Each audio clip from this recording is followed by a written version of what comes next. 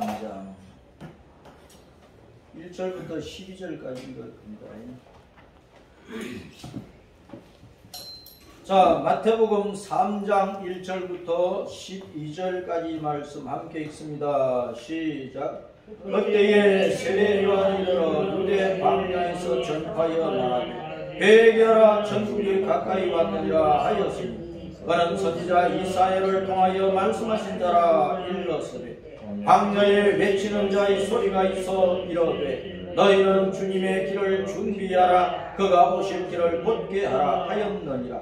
이 요한은 나보다 털 옷을 입고 허리에 가죽띠를 띠고 음식은 메뚜기와 승청이었더라. 이때에 예루살렘과 온 유대와 요단강 사방에서 다 그에게 나와 자기들의 죄를 자복하고 요단강에서 그에게 세례를 받더니 요한이 많은 바리새인들과 사두개인들이 세례 베푸는 대로 오는 것을 보고 이르되 독사의 자식들아, 누가 너희를 가르쳐 임박한 진노를 피하라 하더냐. 그러므로 회개에 합당한 열매를 맺고 속으로 아브라함이 우리 조상이라고 생각하지 말라. 내가 너희에게 이르노니 하나님이 너희 이 돌들로도 아브라함의 자손이 되게 하시리라. 이미 도끼가 나무 뿌리에 놓였으니 좋은 열매를 맺지 아니하는 나무마다 찍혀 불에 던져지리라. 나는 너희로 회개하게 하기 위하여 물로 세례를 베풀었거니와 내 뒤에 오시는 이는 나보다 능력이 많으시니 나는 그의 신을 들기도 감당하지 못하겠노라. 그는 성령님과 불로 너희에게 세례를 베푸실 것이요 손에 키를 들고 자기의 타작마당을 정하게 하사 알곡은 모아 곳간에 들이고 죽정이는 꺼지지 않는 불에 태우시리라. 아멘. 오늘은 5월 가정의 달을 맞이하여서 첫 주일 어린이 주일인데, 우리 가정마다 아이들이 많이 태어나고 웃음꽃을 피우면서 아름다운 일꾼들로 자라는 그 복이 충만히 임해야 되겠습니다. 한국교회가 다 그런 복을 받고 이 민족이 그런 복을 받도록 우리가 열심히 기도를 해야 되겠습니다. 자, 따랐습니다. 돌멩이들. 아브라함의 자손. 아브라함의 자손. 주님께서 길가에 뒹구는 이 수많은 크고 작은 돌멩이들을 가리키면서 이 돌멩이들로도 아브라함의 자손이 되게 할 수 있다. 하나님께서, 주님께서 그렇게 할 수 있다고 말씀을 하십니다. 도대체 돌멩이들을 가지고 아브라함의 자손으로 만들 수 있다. 이 의미를 잘 생각을 하고 아브라함의 자손, 믿음의 자손, 하나님의 자손을 만드는 일에 한국교회와 세계교회가 힘을 다 쏟아야 되는 것입니다. 자, 마태복음 3장 이제 9절, 그 다음에 누가복음 3장 8절에 자, 그러므로 회개에 합당한 열매를 맺고 속으로 아브라함이 우리 조상이라 말하지 말아라. 그냥 혈통적으로 아브라함의 자손이라고 다 아브라함의 자손이냐? 아닙니다. 여기서 너희 유대인들아, 사두개인들아, 바리새인들아, 너희가 혈통적으로 아브라함이 우리 조상이라고 그렇게 말하고 있지만 영적으로 보면 너희는 아브라함의 자손이 아니다, 그런 뜻이다. 그래서 영적으로 진짜 아브라함의 자손이 되도록 힘써야 된다, 그런 말씀을 하고 계시는 거예요. 그러면서 내가 너희에게 이르노니 하나님이 너희 이 돌들로도 영적인 아브라함의 자손이 되게 하시리라. 혈통적으로 육신적으로 태어난 아브라함의 후손이 아니라 영적으로 아브라함의 자손, 믿음의 자손이 되어야 하나님의 자녀가 된다는 것입니다. 천국에 돌아갈 수 있는 천국 백성이 된다 하는 것을 이렇게 말씀을 하고 있습니다. 따라서 합니다. 하나님이 너희 이 돌들로도 아브라함의 자손이 되게 하시리라. 길가에 어디를 가나 돌멩이는 많아요. 그 돌멩이가 갑자기 대리 속으로 되라면 굉장한 값어치가 있는 거죠. 이 땅에 수많은 아이들이 있어요. 수많은 아이들이 있어. 근데 그 아이들이 다 아브라함의 자손이냐? 아니라. 그래서 우리는 이 땅에 수많은 아이들을 아브라함의 자손이 되게 하는 그 하나님의 은혜 가운데서 하나님의 능력 안에서 그 일을 하는 교회 성도들로 살아야 된다 그 말입니다. 제가 산에 올라가서 사진을 하나 찍어놨는데 큰 바위에 올라가니까 그 바위들 막 짜개져 가지고 이리저리 짜개지고 깨어져 가지고 돌멩이들이 되어버렸어. 큰 바위에서 갈라지고 짜개져서 조그마한 크고 작은 돌멩이들이 막 되어 있는 거예요. 산에 가나 들에 가나 길가에 가나 논밭에 가나 어디를 가나 이런 돌들이 굉장히 많이 있거든요. 본래는 큰 바위에서 떨어져 나온 겁니다. 그렇죠? 큰 바위에서 깨지고 짜개지고 그래서 이제 크고 작은 돌멩이들이 되었는데 이 돌멩이들을 가지고도 하나님께서 너희 아브라함의 자손이 되게 하실 수 있다고 말씀하셨는데 그 영적인 뜻이 뭘까 생각을 좀 해보세요. 자, 이런 이 돌멩이들을 아브라함의 자손으로 만든다. 천국에 돌아갈 수 있는 하나님의 자녀들로 만들겠다. 그런 뜻입니다. 우리가 이제 길을 걸어가면서 크고 작은 돌멩이 그것도 차버리도 하고 밟고 지나가기도 하고 하찮게 생각을 하고 돌불에 걸려놓으면 아이고 재수 없다고 돌멩이를 해서 욕도 하고 그렇게 하는데 그런 하찮게 여겨지는 돌멩이들도 하나님께서 아브라함의 자손으로 만들어서 이 땅에서는 하나님의 교회로서 모여가지고 열심히 하나님을 예비하고 우리 주 예수님을 믿고 따르면서 온 땅에 복음을 전하는 하나님의 가족들로 만들겠다는 그런 말씀이라. 하찮은 돌멩이를 하나님의 자녀로 만들겠다는 그런 뜻이라 그 말. 자, 그래서 이 땅에 수많은 어린이들이 있는데 어른들은 애들을 귀찮게 생각할 수도 있고 여러 가지로 별볼 일 없게 생각할 수도 있고 자기 부모야 자기 자녀가 어떻게 생겼든지 천하에서 제일 귀한 존재지.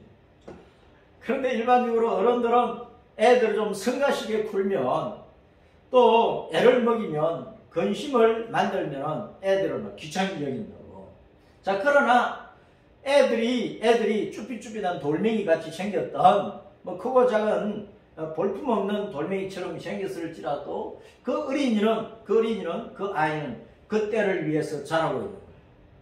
지금은 하찮게 여겨지지만은 미래의 어느 때인가 아주 위대한 인물이 되고 아주 좋은 일꾼이 되고 하나님 나라를 위해서 아름답게 섬기는 충성스러운 주님의 정이 되고 그런 때를 위해서 국가를 노란의 위기에서 건져내고 민족들을 멸망의 직전에서 구원해내는 그런 어떤 모세 같은 다윗 같은 그런 일꾼이 되는 그 때를 위해서 자라나고 있다. 그래서 우리는 항상 현대만을 보지 말고 바로 저 아름다운 그 찬란한 영광의 때를 위해서 지금 볼품없는 것도 우리가 잘 보살피고 가꾸고 따듬고 키워주고 세워주고 하는 그런 일을 교회가 해야 된다는 것입니다. 자, 어린이는 따라서 아름다운 꽃을 활짝 피울 예쁜 꽃봉오리로 자라나고 있는 거예요. 지금은 꽃봉오리라.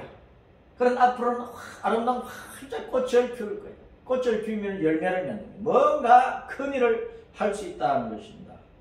자, 초롱초롱한 눈망울에 빛나는 별이 된 꿈을 품고 자라고 있는 거. 아이들의 눈망울이 얼마나 초롱초롱합니까?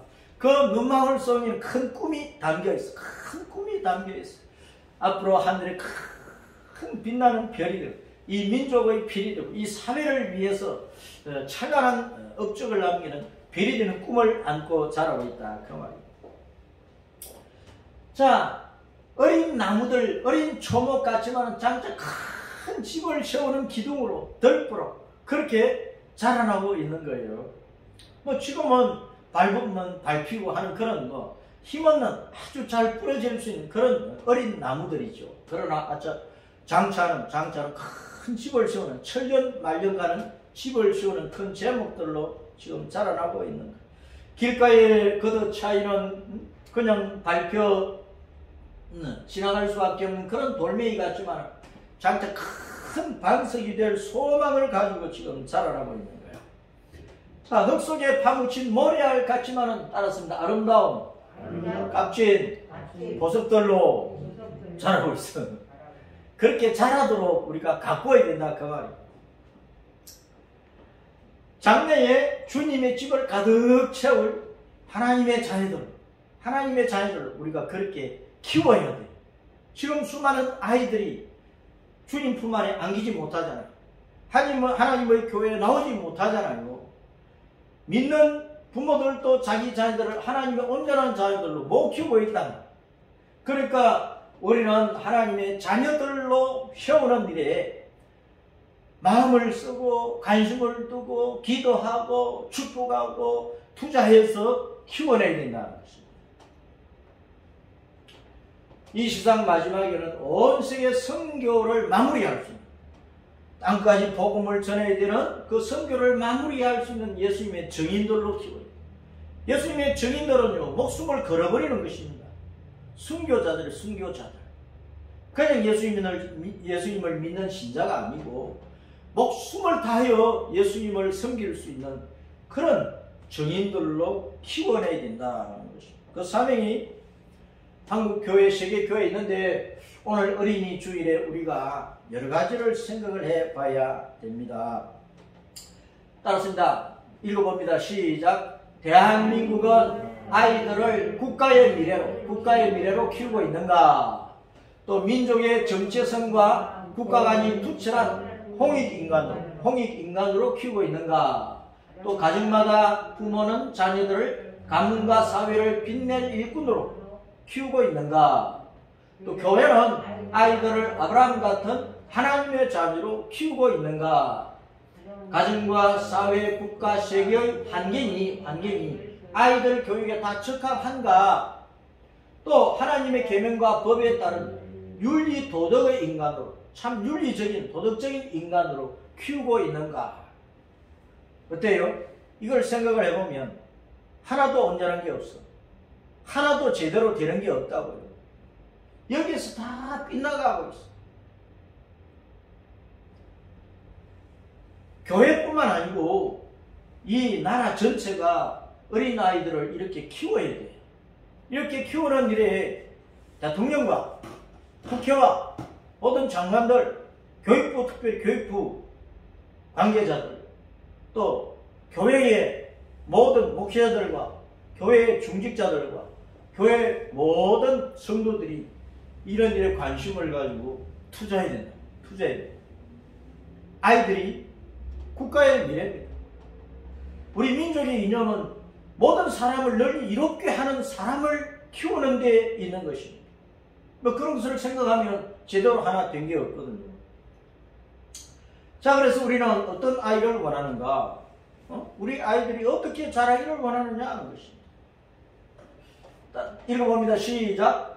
복덩이 애물단지, 알고 쭉정이, 선인 악인, 공헌자 불암, 보석 돌멩이, 진주 모래알, 예수님 증인 신성 모독자.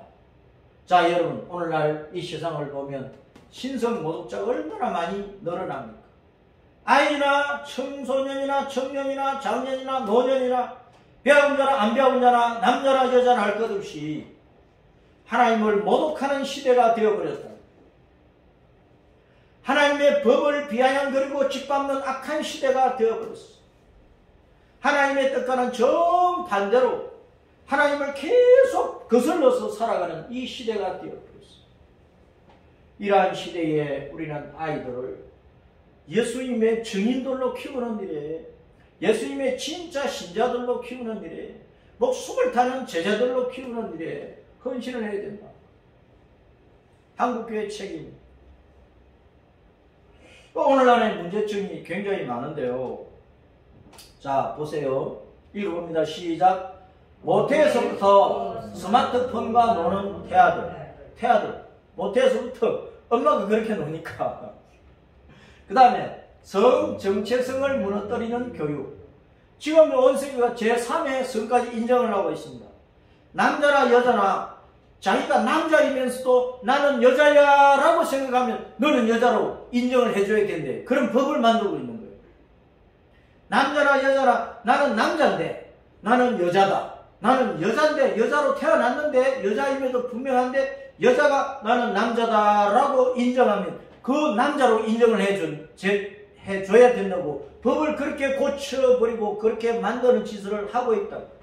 누가 그런 일을 합니까? 이 땅의 대통령, 이 땅의 국회의원, 이 땅의 뭐 장관들, 많이 배웠다는 철학자, 교수들, 머리에 뭔가 들었다고 하는 사람들, 사회운동을 한다고 하는 사람들, 사회 지도자급들이 이런 더러운 법을, 하나님의 법을 짓밟아버리는 사악한 사탄의 법들을 만드는 일을 하고 있다 그 말입니다.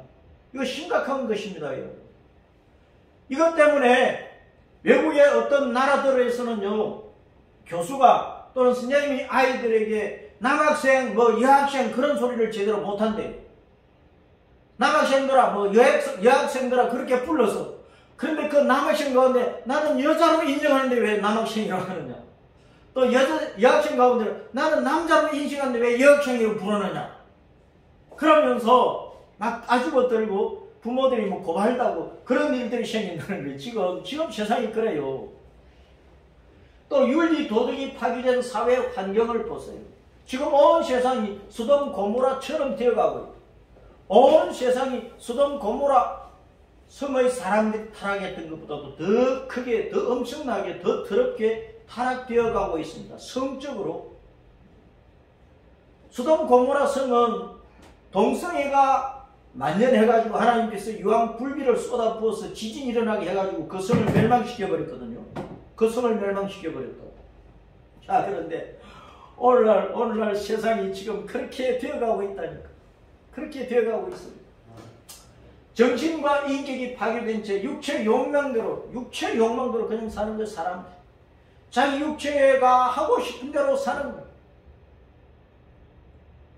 이성과 마음과 생각이 건전해가지고 육체의 욕망을 조절을 해야 되거든요. 억눌러야 되거든요. 못하게 해야 된단 말이에요. 그러지를 못하는 거예요. 육체의 욕망이 자기 감정 조절하고 이성을 마비시켜버리고 하는 이런 일에 육체의 욕망이 더 크게 되어버린 거예요. 이 큰 문제입니다. 영혼의 존재를 가르치지 않는 동물적인 교육이다. 이 땅의 모든 교육은요, 동물적인 교육입니다. 사람을 그냥 고등 동물로 취급을 한다니까. 진화론이 주축이 된 교육을 하고 있다니까. 하나님이 없는 교육을 하고 있어요. 학교 어디를 가나 영혼의 문제를 다루지도 않고 가르쳐주지도 않고 알려주지도 않습니다. 사람이 동물과 달리 영혼이 있다. 영혼이 있다. 사람은 영혼을 가진 영적인 존재다 하는 사실을 가르치는 데가 있느냐고. 신학교회는 없지. 교회 외에는 없는 거예요. 하나님의 말씀을 가지고 가르치는 교육기관 외에는 전부 다 동물적인 교육만 하고 있다고. 공산주의 사상, 사회주의, 김일성 주체 사상, 사람을 완전히 동물로 보잖아요. 그러니까 자기들 마음에 맞지 않으면 개돼지처럼, 파리처럼 함부로 죽일 수 있는 거예요. 교육이 얼마나 잘못되었는지. 우리나라 지금 교육이 아주 이상하게 되어가고 있습니다. 교육부 장관이나 교육부 수장들, 교육부 그 기관에 종사하는 사람들을 제정신이 아니라니까. 교육법을 만드는 교육기관, 국회의원, 국회라고 하는 기관들이요. 제정신이 아닙니다. 자, 인간의 기술을 맹신하는 극초 기술의 시대, 극초 기술. 이제는 달나라 정복뿐만 아니고 뭐 화성도 정복을 하늘에 있는 별 모두를 정복을 해가지고 거기에다가 나라를 세우고 뭐 도시를 세우고 그런 것들을 지금 생각을 하고 있는 시대라. 그래서 인간이 자기의 기술을 맹신하면서 하나님이 없다 생각하는 거예요. 인간이 곧 신이라고 생각하는 시대랍니다. 사람이 곧 신이라고 생각하는 시대예요. 그런 시대에 아이들이 복음을 제대로 들을 수가 있습니까? 사람과 인간과 인생이 뭔지 모르고 자라요. 아이들이, 어른들이 사람이 뭔지를 모르는 거예요. 하나님의 형상과 모양대로 창조되었다고 하는 피조물이라고 하는 그 사람을 모르는 거예요. 그리고 인간을 압니까? 인간은 사람과 사람과의 관계예요. 인간, 사람과 사람 사이의 관계는 사회성이 있고 사회생활이 있어요. 어린이들끼리, 또 부모, 자식끼리, 형제끼리, 이웃끼리, 친구끼리, 동료끼리, 민족끼리, 어떤 나라와 나라 사이의 그 백성끼리, 인간은 인간끼리 어떻게 살아야 되는지 그 기본을 모르는 거예요. 그리고 인생이 뭐냐? 사람이 이 땅에 태어나서 몇 년을 살든지 한평생 살아가는 그 삶의 목적이 뭐냐? 목표점이 뭐냐? 사람은 어떤 길을 걸어가면서 인생을 만들어가야 되느냐? 그 인생을 모르는 거예요. 사람이 뭔지, 인간이 뭔지, 인생이 뭔지 아느냐? 어느 고등교육기관에서 이걸 제대로 알려주느냐고요. 제대로 가르치느냐 그 말입니다. 그냥 더하기 빼기 곱하기 나누기, 벌어먹고 사는 것, 남보다 잘 사는 것, 그런 것은 잘 가르치지. 이 자체를 못 가르치고 있는 거예요. 그 다음에 하나님과 복음과 교회와 점점 이 현실은 멀어지고 있어요. 이 세상은 점점 하나님과 멀어지고 복음을 던지고 교회를 욕하는 거예요. 이 세상의 마지막과 시파를 몰라요. 구원과 천국을 몰라요. 천국, 지옥 가라 하면 다 싫어하는데 그 실제로 있다는 것을 인정을 안 하는 거예요. 실제적으로 있다는 것을 인정을 안 한다니까. 이게 큰 문제라는 거예요. 모든 이 우주에 있는 만물은 마지막이 있거든요. 마지막이 없는 것처럼 생각을 하고 살아가는 거예요. 하나님은 창조자고 온 우주 만물의 주관자고 통치자고 그리고 마지막은 심판자의 심판자. 심판이 있다는 이 사실을 모르는 거예요. 내가 살다가 죽는 것 자체가 심판 아닙니까? 그 위에 어디로 가야 되느냐? 그 영적인 존재라는 사실을 모르니까 그냥 사람 죽으면 그냥 조상치고 파묻어 버리든지 불태우든지 뭐 죄로 뿌려버리든지 그러면 다 끝난 거라고 생각을 합니다. 그게 아닌데 사람의 영혼이 어디로 가야 되느냐 이걸 심각하게 생각을 안 한다. 이런 문제점이 온 세계에 만연한 거예요. 그래서 이런 시대 속에서 교회가 할 일은 뭐냐 따라서입니다. 유대 광야에서 소리를 지르자. 유대 광야에 소리를 질러라. 유대 광야에서.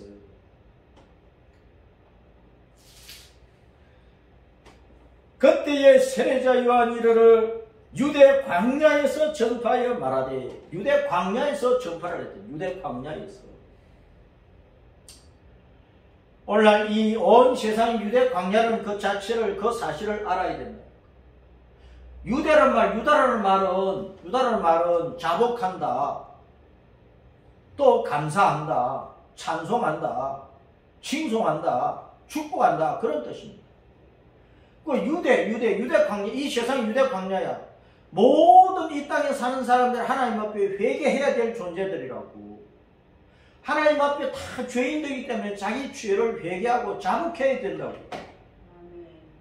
그리고 예수님 안에서 구원의 은총을 받아가지고 그 구원의 은혜를 주신 하나님을 찬송하고 칭송하고 높이고 경배하고 막 감사하고 그래야 돼요. 그런데 사람들이 그렇게 합니까? 하나님 욕이나 하지. 하나님 모독이나 하지. 유다는 자기 죄를 자복하고 하나님의 구원의 은혜에 감사하고 찬송한다는 뜻이다. 세상이 그렇게 돼야 되는데 그것과는 정반대의 세상이 되어버렸잖아요. 이런 세상에서 우리는 계속해서 예수님을 전하고 사람들이 하나님 앞에 자기가 죄인 줄 알고 회개하고 구원의 은혜를 받아서 그 구원의 은혜에 감격하여 하나님 앞에 춤추며 찬양하는 그런 백성들로 만들어야 된다. 조수미 같은 성악가는 얼마나 노래를 정말 신의 소리로 찬송한 노래한다고 그렇게 칭송을 받고 있잖아요. 이 땅에 수많은 예술가도 있고 수많은 기술자도 있고 잘난 사람도 많지만 그 모든 재능을 가지고 하나님 앞에 감사하는 게 털끝만큼이라도 있느냐?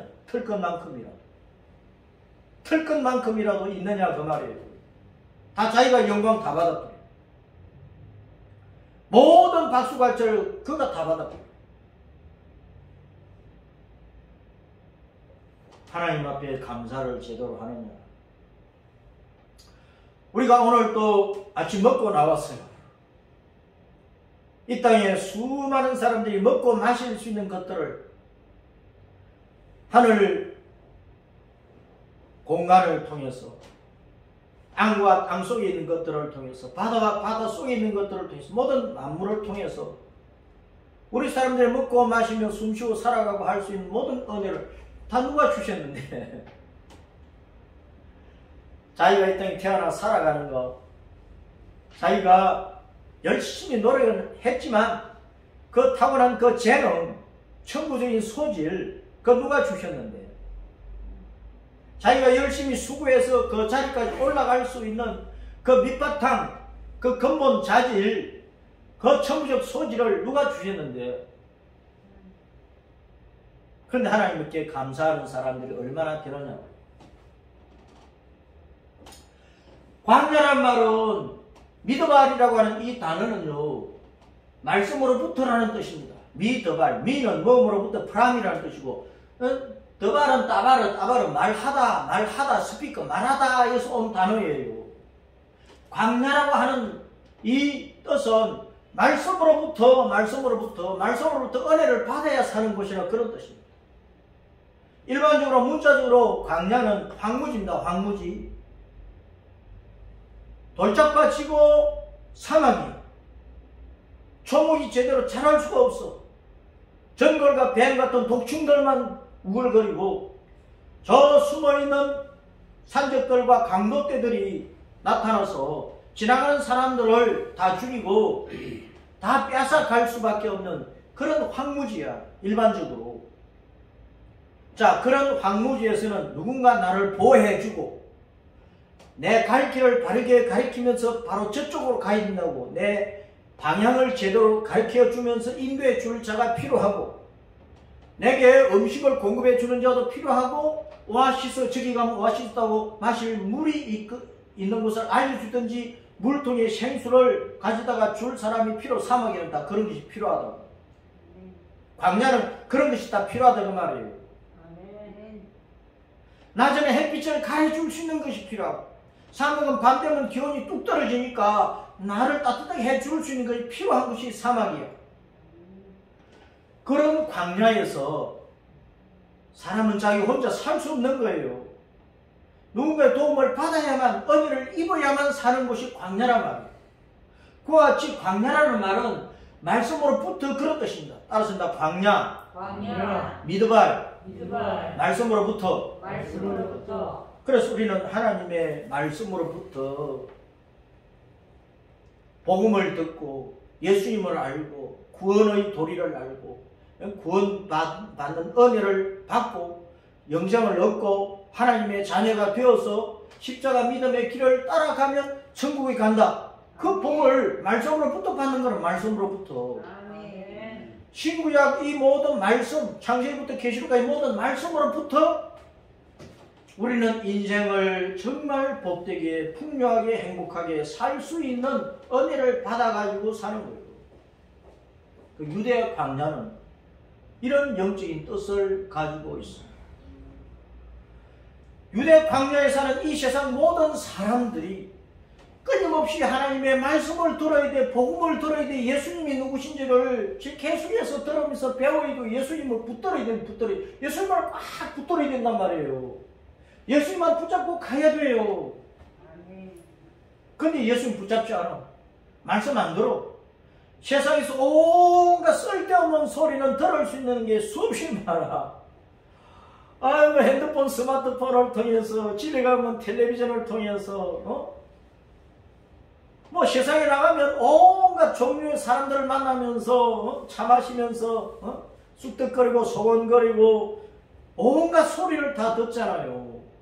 그런데 이 말씀은 안 듣는 거야. 이 말씀으로부터 가까워지고 이 말씀 붙들어가지고 이 말씀을 따라서 이 말씀 안에서 십자가 믿음의 길을 걸어서 천국 가야 되는데 이 말씀으로부터 점점 멀어지는 거야. 그게 문제란 말이야.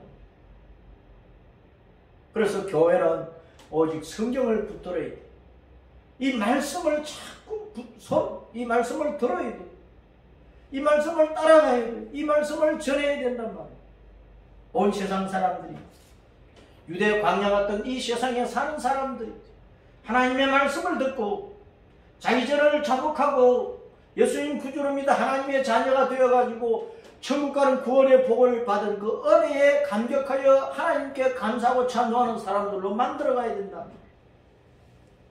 그래서 우리는 유대 광야에서 하나님의 말씀을 외쳐야 된다. 전파하여 가라사대. 전파해야 된다 그 말.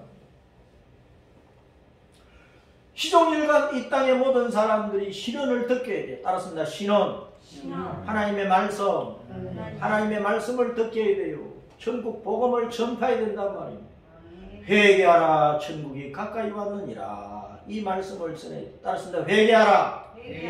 천국이 가까이 왔느니라.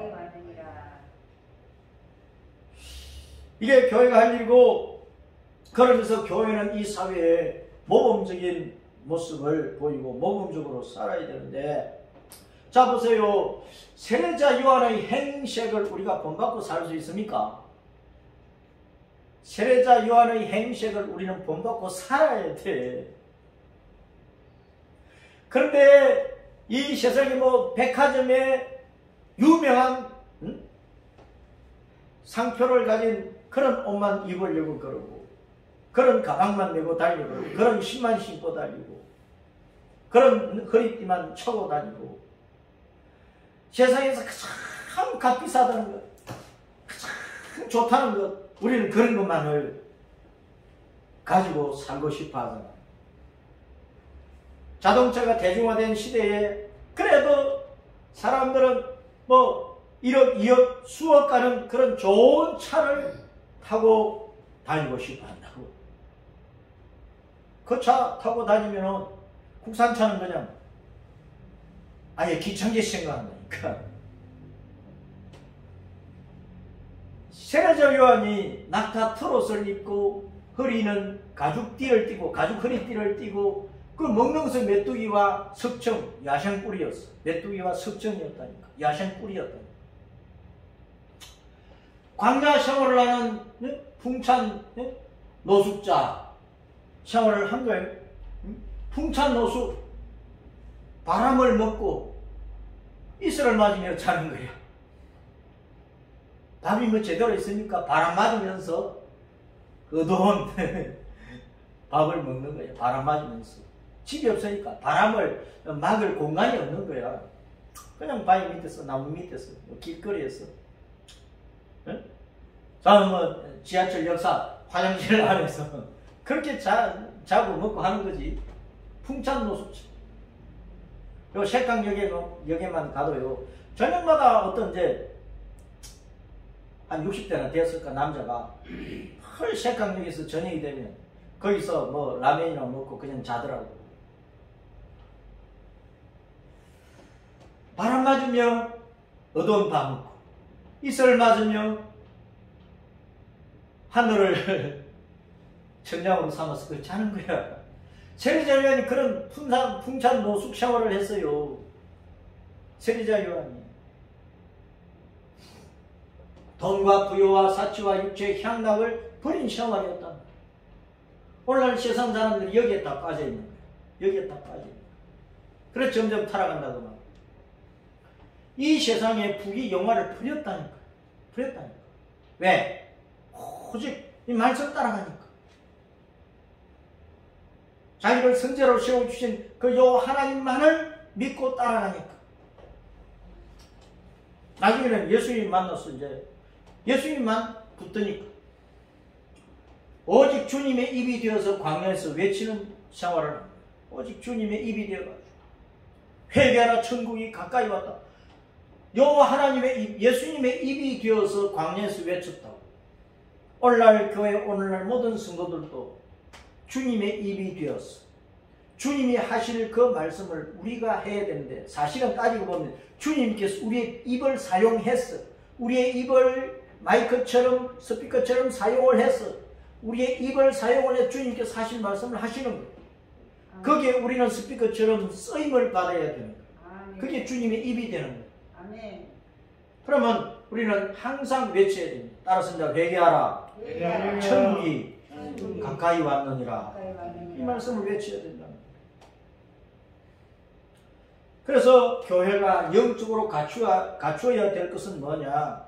교회는 그 육신생활은 풍찬 노숙자와 같지만, 육신생활은 풍찬 노숙자와 같을지라도 신앙과 영성은 세례자 요한같이 살아야 돼요.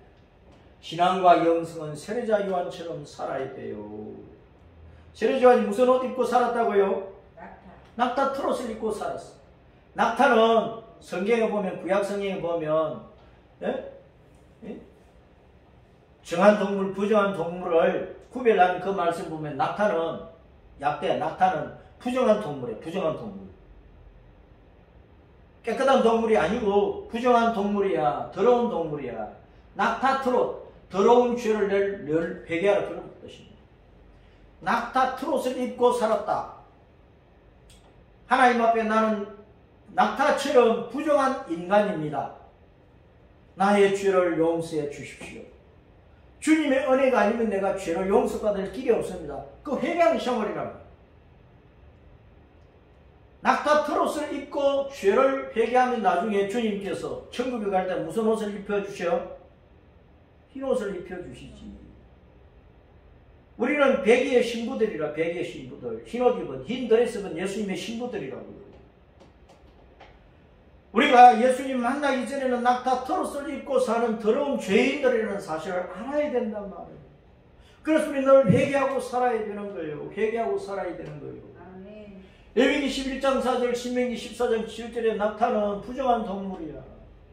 내가 하나님 앞에 부정한 동물 같은 죄인이라는 사실을 알아야 된다고 그 말입니다. 그래 회개할 것 아닙니까?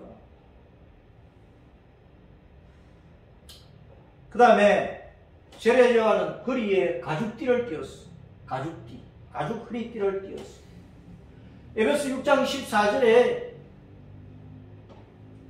우리 성도들이 갖춰야 될 무장이 있어요. 무장. 군인들처럼 전신에 갑옷을 입고 방패를 들고 칼을 들고 무장을 한 군인들처럼 우리는 무장을 해야 되는데 그 가운데 하나가 따라서입니다. 진리의 말씀. 진리의 허리띠. 너희 허리를 진리로 동이라. 진리의 허리띠를 띠라. 가죽 허리띠를 띠었다. 그 말은 세례자 요한이 진리로 무장했다는 거예요. 하나님의 말씀을 붙들고 산 거예요. 우리는 항상 진리가 우리 인생의 힘이 된다는 사실을 알아요. 허리가 약하면 어찌 돼요? 허리가 약하면 꼬꾸러져요. 허리를 다치면 힘을 못 써요. 나이 많아서 무거운 짐을 들다가 허리가 뚝 해버리면 그 순간부터 아이고야 아이고야 하면서 덜누워야 돼. 허리는 사람의 가운데 있잖아요. 그렇죠? 머리부터 발까지 허리라고 하는 것은 사람의 가운데 있다. 가운데 중심이야. 중심. 허리가 약하면 힘을 못 쓰는 거예요. 우리 신앙의 힘은 진리의 말씀에서 나온다. 진리의 말씀에서. 진리를 붙들어야 온갖 환난과 핍박을 이길 수가 있는 거예요. 그 다음 뭘 먹었어요? 석청. 메뚜기와 석청을 먹었어. 자, 이리 보세요. 이리 보세요. 메뚜기는 먹을 수 있어요? 없어요? 있어요. 곤충인데 먹을 수 있어요? 없어요? 먹을 수 있어요. 여치나 메뚜기는 먹는단 말이에요. 먹는단 말이에요. 먹을 수 있어요. 곤충 가운데 먹을 수 없는 것이 있어. 지뢰 같은 거, 바퀴벌레 같은 거, 막 기어다니는 거, 이런 거 못 먹는 거예요. 땅에 붙지 않고 하늘을 위해서 펄쩍펄쩍 뛰어요. 메뚜기는. 메뚜기는 펄쩍펄쩍 뛴다니까. 늘 기어만 다니는 게 아니야. 땅에 붙어만 사는 곤충이 아니라 말이야. 메뚜기는 펄쩍펄쩍 뛰어다니는 거야.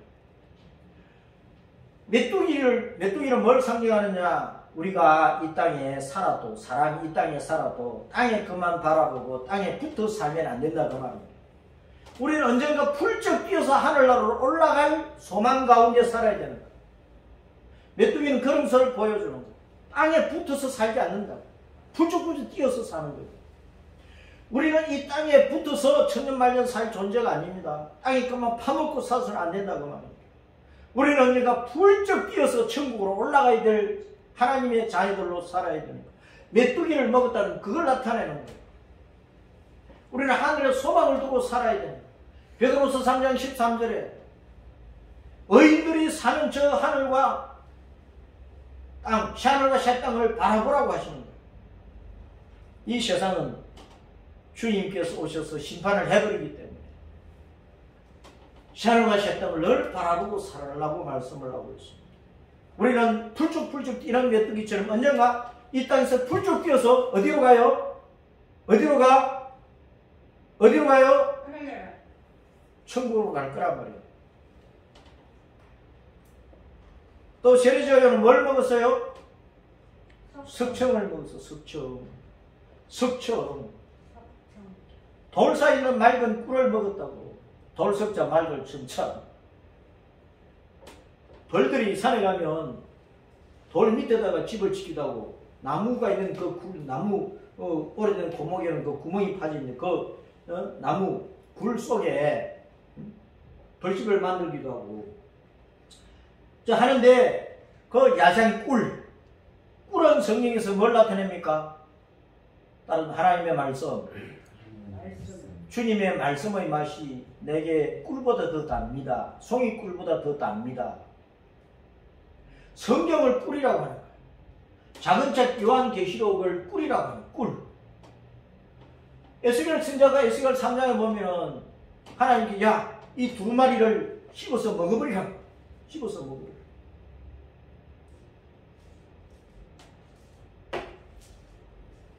하나님의 말씀을 받아 먹어야 돼. 꿀처럼 받아 먹어야 돼. 입에는 달고 속에는 쓰고, 이 말씀을 달게 먹어도 우리가 말씀 지키고 가려면 참 환난과 핍박이 많이 따르니까 인내하며 가야 돼. 인내하며.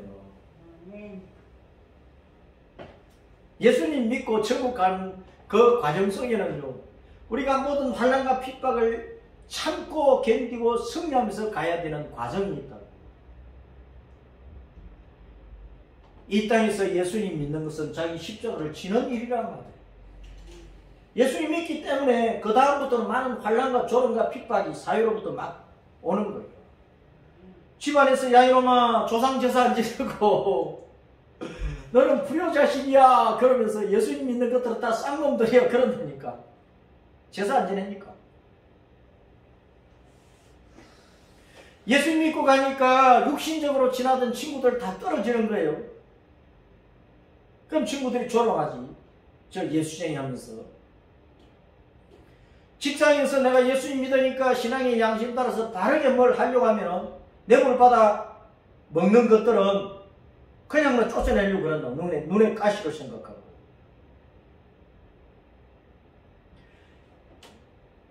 구원의 은혜를 받는 것은 달콤한 거예요. 하나님의 말씀을 막 읽고 듣고 받을 때 달콤한 거예요. 그런데 이제 예배당 밖에 나가 실제 지키고 살아야 되거든. 순종하며 살려하니까 힘든 거야. 기도하는 것도 힘들어. 전파하는 것도 힘들어. 주인 앞에 뭐 11조를 제대로 드리고 뭐 헌금성을 제대로 하려니까 아이고 비전 많고 카드값을 메꿔야 되고 힘들어. 예수님 믿는 것이 쉬운 일이 아닙니다. 그래서 목숨 걸어야 돼요. 목숨 걸어야 돼요. 아멘. 아니 꿀처럼 단 말씀을 먹는데 속에서는 쓰다는 거야. 그 소화시키는 게 쉽습니까? 음식물이 내 뱃속에 들어가서 모든 음식물이 100% 소화되는 것이 쉬우냐고요. 쉽지 않으니까 배탈도 나고 변비도 생기고 배설하는 게 힘들어지는 거야. 그 배설 못하면 죽는 거지. 우리가 예수님 믿고 말씀 받고 천국 가기까지는 십자가 길을 걸어야 돼. 자기 십자가를 지고 자기 목숨 걸어놓고 예수님 따라가야 된다니까. 그 각오를 하라 그 말이야. 쉽게 예수님 믿고 신앙생활을 쉽게 할 수 있는 게 아니라 그 말이에요. 다른 종교는 적당히 해도 돼요. 다른 세상의 모든 종교는 적당히 해도 돼요. 육체의 정욕대로 살아도 아무 상관이 없어. 도둑질을 해서 뭐 시주하고 도둑질을 해서 뭐 남 도와주고 해도 소용감이 없어. 그러나 하나님 앞에서 예수님 믿는 신자의 신앙생활은 그렇지 않다고 말해요. 하나님이 다 보고 계시는데 진리의 말씀대로 살아야 되니까. 속에서는 썬 거야. 소화시키는 것이 힘든 거야. 말씀 순종하고 가는 것이 그만큼 힘들다고 말이야. 죽기를 각오해야 예수님 믿고 따라가는 거란 말이야. 왜 예수님 믿다가 왜 절로 갑니까? 예수님 믿다가 왜 예수님 버리고 기독교를 버리고 다른 종교에 왜 빠집니까? 구원의 확신이 없었어도 그렇지만 쓴맛을 보고 가려니까 힘들거든.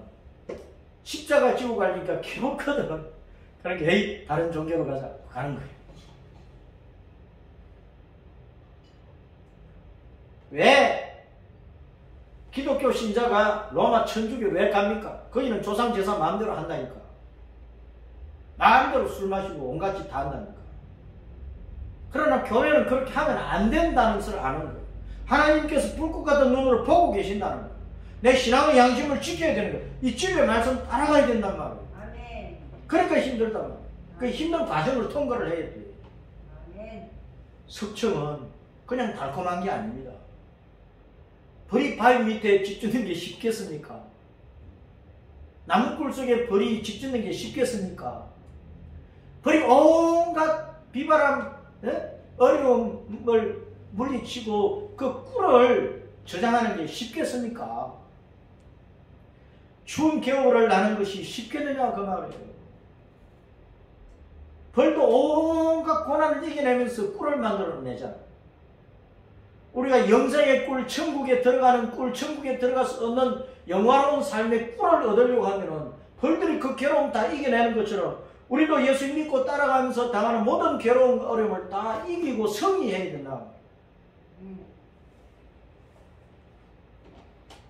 승리자가 되어야 천국에 가는 거예요. 자, 이를 위해서 우리는 따랐습니다. 광야에 외치는 자로 살아가자. 이 광야에 외치는 소리, 광야에서 주님의 말씀을 전파하는 그런 자로 살아가야 돼요.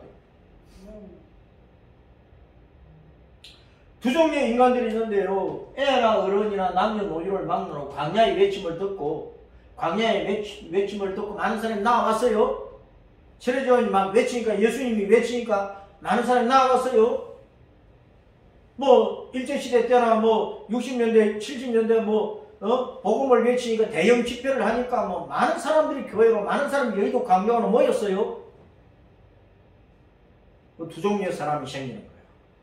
듣고 회개하고 세례받고 구원받는 자들이 있는 반면에 드러나 독사 새끼들처럼 판단하고 비방하고 비난하고 정지하고 따지고 오히려 죽이려고 하는 자들이 생겨난 거예요. 바리새인들 사두개인들은 세례요한의 말씀을 들었어요. 예수님이 전하는 말씀을 들었어요. 그러나 그들은 늘 판단하고 비방하고 따지고 결국은 예수님 안 믿고 예수님 죽이는 자, 십자가에 못 박아 죽이라 아우성 치는 자가 되었어. 왜? 독사의 새끼들이니까. 사탄의 자녀들이니까. 사탄의 종자들이니까.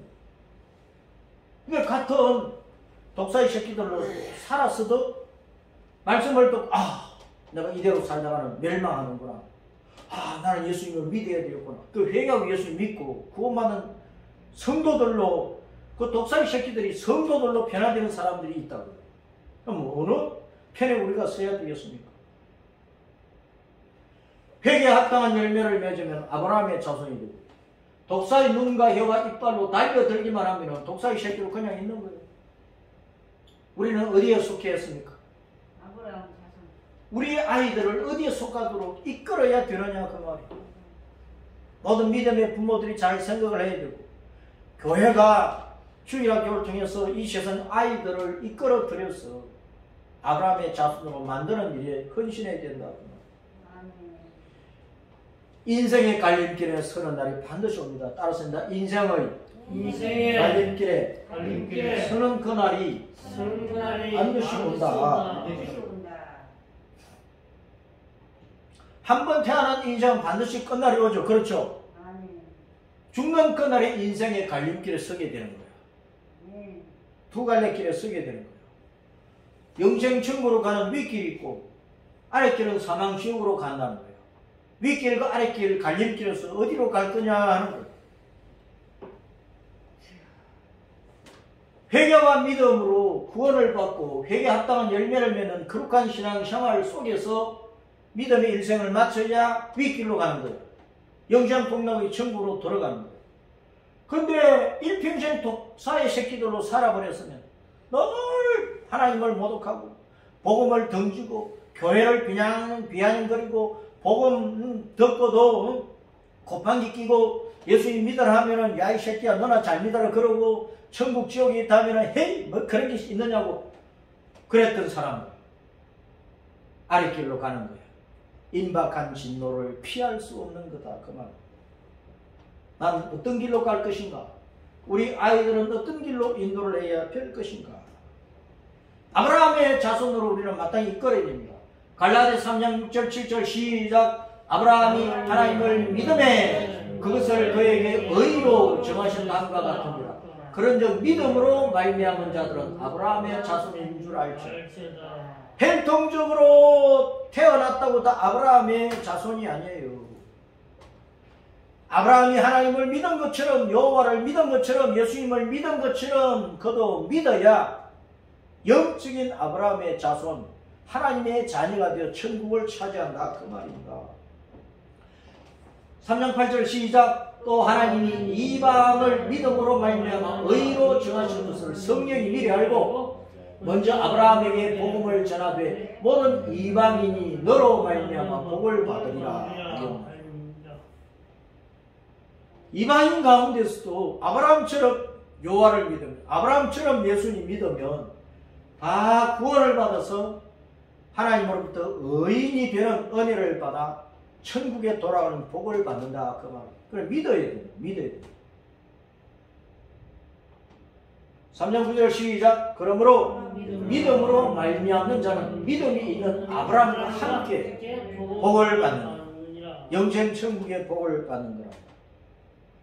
아브라함이 하나님을 믿음에 우리가 믿는 하나님, 우리가 믿는 신은 누굽니까? 하나님. 아브라함이 신을 믿었어. 아브라함이 하나님, 신을 믿었어. 그 아브라함이 믿은 하나님, 아브라함이 믿은 신은 누굽니까? 여호와잖아요, 여호와. 이 세상에 신들이 수없이 많아요. 이 세상에 신들이 종교마다 수없이 많아. 우리 기독교, 우리가 믿는 신은 하나님은 누구란 말입니까? 하나님이 아니잖아요. 하나님이 누구냐? 우리 기독교인이 믿는 하나님은 누구냐? 그 말입니다. 여호와잖아요, 여호와. 스스로 계시는 주, 왕, 예수님이란 말입니다. 우리가 믿는 신은 예수님이야. 여호와, 예수님이란 말입니다. 하나님은 그냥 신이라는 뜻이에요. 불교인들이 믿는 하나님은 누구예요? 부처자는 부처 스카모니. 유교인들이 믿는 하나님은 누구예요? 죽은 조상 귀신이라고 그러잖아요. 그러면 이슬람교가 믿는 하나님은 누구야? 알라잖아요. 그럼 이단 신천지가 믿는 하나님은 누구야? 이만이잖아요, 이만이. 하나님은 그냥 신이라는 뜻이라니까. 우리가 믿는 하나님은 여호와란 말이에요, 여호와. 예수님이란 말이에요. 그냥 하나님 하나님이에요? 우리가 믿는 신 하나님, 하나님은 갓 신이라는 뜻이에요. 갓 신. 우리가 믿는 갓은 누구예요? 여호와, 제호바, 여호와, 예수님. 예수님 우리가 믿는 신이라고. 그 예수님이 여호와, 스스로 계시는 왕이란 말이에요. 스스로 계시는 주님이란 말이에요. 그는 누구로부터 태어나고 누구의 힘에 의지해서 우주 만물을 만들고 누구의 힘에 누구의 명령을 받고 주관하고 통치하고 그런 분이 아니라고 말이에요. 모든 것을 영원 전부터 영원까지 시작도 끝도 없는 영원 자존하시는 그 주님으로서 왕으로서 우주 만물을 창조하고 주관하고 통치하고 심판하고 하시는 분이랍니다. 그 여호와 스스로 계시는 주 왕인데 그의 이름이 예수라. 예수. 자기 백성을 저희 주에서 구원하시는 구세주, 구주, 주왕. 구약 성경에 무수히 나오는 여호와가 신약 성경에는 단 한 번도 안 나와. 왜 그래요? 구약 시대에 여호와가 수없이 많이 나오잖아요. 하나님의 이름이 여호와거든. 우리가 믿는 하나님이 여호와거든. 그 신약 성경에 한 번도 안 나와. 어디 갔어요? 그 하나님 놀러 가셨어요? 그 하나님 돌아가셨어요? 다 주님으로 번역했네. 주님으로. 다 주님으로 번역을 했다고. 여호와는 만왕의 왕이십니다. 만주의 주님이신데 그 이름이 예수라. 예수. 내가 여러 번 얘기한 대통령 누구누구 할 때 대통령 그냥 직분명이고 이름이 있잖아요. 목사 누구누구 이름이 있잖아요. 장로 누구누구, 회장 누구누구, 사장 누구누구, 반장 누구누구. 우리가 믿는 하나님 여호와는 예수가 본 이름이에요. 다 여호와를 주님으로 번역을 하고 있는 거예요. 여호와는 그냥 왕이라는 뜻이에요. 그 왕의 이름이 뭐냐? 예수님이야. 여호와가 온 우주 만물의 대통령이야. 온 우주의 대통령이야. 그 대통령 이름이 뭐야? 예수라. 예수. 이 기본적인 것도 모르고 있으면 어떻게 하느냐? 우리의 주, 창조주, 구원주, 영생주, 천국주는 예수님이시라면 예수님. 예수님은 말씀이 육신이 되어 우리 가운데 살아계시는 영원하신 하나님이시라고요. 예수님이 하나님이시라고. 요한복음 1장 14절에 말씀이 육신이 되어 우리 가운데 오셨잖아요. 예수님은 그냥 신이, 그냥 사람이 아니에요. 신인데 하나님인데 우리가 믿는 하나님이에요. 그래서 따라서합니다. 아이들아, 큰 소리로 아이들아, 어른들아, 남자와 여자들아, 유대인이나 이방인이나 회개하고 주 예수님을 믿으라. 주 예수님을 믿으라. 주 예수님을 믿으라. 네, 집중하세요. 집중. 사도행전 16장 30절 시작. 그들을 데리고 나아가리니 선생들이 내가 어떻게 해야 구원을 받으리까? 내가 어떻게 구원을 받으리까? 바울과 실라 감옥에 갇혔어. 간수가 바울 앞에 와가지고 내가 어떻게 하면 구원을 얻을 수 있습니까? 물었어. 그러니까 따라서 한다. 주 예수님을 믿으라. 그리하면 너와 내 집이 구원을 받으리라. 주 예수님 믿어라. 주 예수님을 믿어라. 주 예수님이 구원의 하나님이야. 주 예수님 영원히 살아계시는 구원의 하나님이라고. 주 예수님 사람 같으면 사람을 왜 우리가 믿어요? 사람을 왜 믿고 따르겠느냐고. 예수님 그냥 사람이면 왜 예수님을 믿어야 됩니까? 예수님이 영원하신 하나님이시요. 그러니까 예수님 믿고 따라가는 거예요. 주님의 말씀을 그 사람과 그 집에 있는 모든 사람에게 사도 바울이 전했어. 이게 우리가 할 일이란 말이야. 돌멩이 그대로 뒹굴면 안 되는 거예요. 돌멩이 그대로 뒹굴면 안 되는 거예요. 평생을 독사의 새끼로 살아버리면 독사의 자식들이 되어가지고 임박한 진노를 피할 수가 없다고. 계시록 12장 9절 시작. 큰 용이 내쫓기니 옛뱀 곧 마귀라고도 하고 사탄이라고도 하고 온 천하를 꿰는 자 그가 땅으로 내쫓기니 그의 사자들도 그와 함께 내쫓기니라. 독사는 누구예요? 이 독사의 새끼들아. 독사는 누굽니까? 사탄이고 사탄. 옛뱀.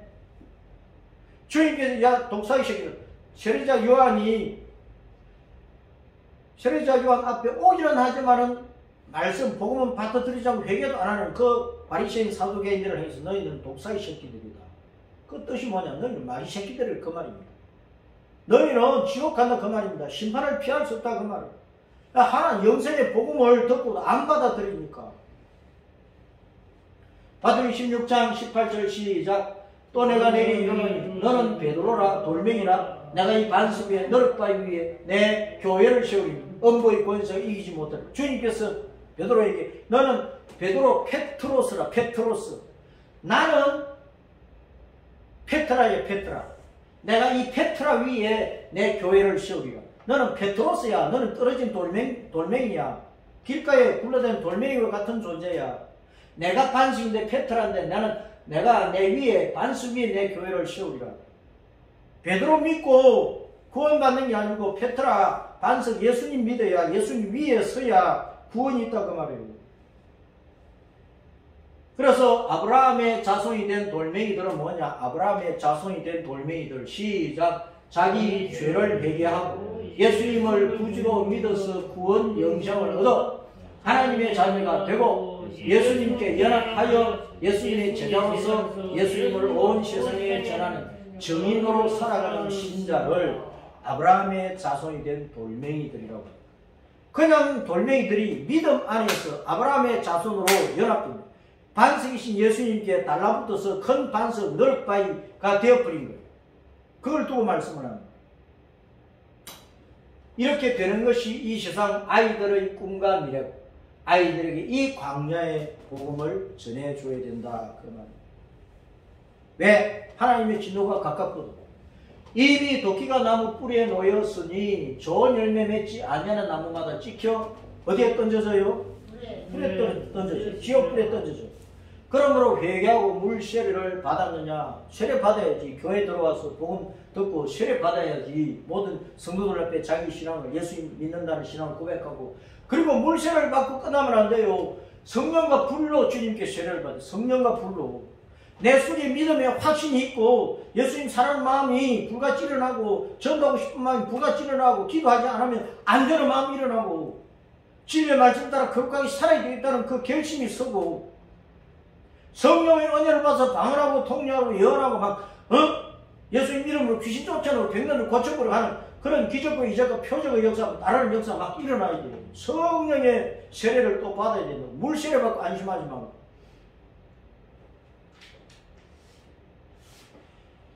그래야 광야의 소리를 세상 끝날 때까지 저 땅끝까지 내지를 수 있는 거예요. 내지를 수 있는 거예요. 주님께서 손에 키를 들고 자기의 타작마당에서 타작을 하신대요. 때가 되면.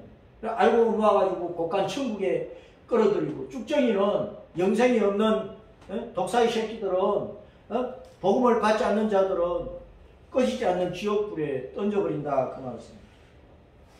우리의 자녀들을 어디로 이끌어야 돼요? 천국, 지옥, 어디로? 천국.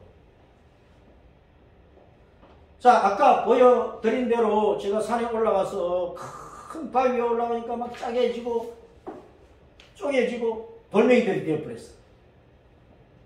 이게 다시 연합하면 다시 큰 너릇바위가 되겠죠. 근데 모난 그대로 있으면 안 돼. 쪼개져가지고 모난 그대로 사람이 태어나면은 사람마다 다 못난 구성이 너무 많은 거예요. 남을 치르고 핥히고 막 걸려 넘어지게 하고 남을 해치는 것들이 너무 많아. 그래서 해안가 가면은 몽돌 달아버린 몽돌이 많지요. 몽돌 해안이 전국에 많이 있잖아요. 그렇죠? 대답 좀 하세요. 몽돌 해안 한 번도 안 가봤어요? 우리 고향 아빠들은 이 몽돌 해안이야. 어릴 때부터 이 돌 가지고 놀았어. 이게 처음에는 모난 돌이거든. 그런데 바닷물에 계속 부딪히다 보니까 몽돌몽돌해진 거예요. 우리가 하나님의 말씀으로 자꾸 교육을 받고 기도하고 성령님께서 깨워주시냐 이놈 하는 대로 회개하고 나를 따듬어 가면 몽돌몽돌해져. 아멘. 하나님 해치고 하나님을 거스르고 이웃을 해치고 세상을 악하게 하는 그런 것들이 없어지는 거예요. 그런 다음에 이제 내가 저번에 또 산에 올라가서 그냥 바위가 뭐 좋아서 찍었어. 찍고 나서 집에 와서 보니까 십자가가 딱 새겨 있는 거야. 십자가가 새겨져 있잖아요. 우리 아이들이 처음 태어나면 그냥 깨어진 돌멩이야. 떨어져놓은 돌멩이야. 그게 하나님의 말씀으로 교회 와서 하나님의 말씀으로 교육을 받아서 몽돌몽돌해져. 그 가슴 속에 십자가를 깊이 새기고 있으면 죽을 때까지 이 십자가 놓치지 않으면 그냥 예수님께 연합된 큰 반석이 되는 거예요. 예수님께 반석이신 예수님께 연합된 예수님 품에 안긴 하나님의 자녀가 되는 거예요. 아멘. 여기까지 가도록 아이들을 그렇게 이끌어야 될 뿐만 아니라 이미 믿는 우리의 가슴 속에 십자가 딱 새겨져 가지고 우리는 반석인 예수님 품에 안겨 있는 반석이 되어버려야 돼. 아멘. 이런 믿음 생활을 줄기차게 이루어 가도록 하십시다.